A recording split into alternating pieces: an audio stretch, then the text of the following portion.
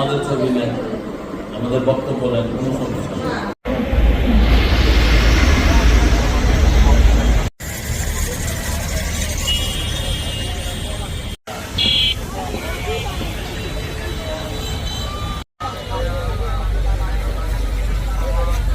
আমি দীপজল পাইকারি কাপড় মার্কেটের সেক্রেটারি।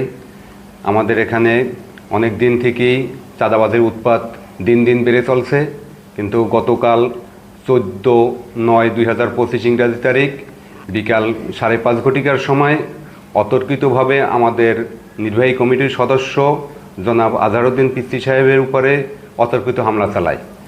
উক্ত হামলায় তাৎক্ষণিকভাবে তাকে তুলে নেওয়ার জন্য আপ্রাণ চেষ্টা করে, কিন্তু আমাদের দোকানদারের সহযোগিতায় তাকে উদ্ধার করা হয় এবং চাঁদাবাজি 2-3 জনকে তারা আটক করার চেষ্টা করে, কিন্তু আটক করতে না পারায়ও তারা আহত অবস্থায় এবং আমাদেরও কিছু লোক আহত হয়ে বিভিন্ন জায়গায় চলে যায়।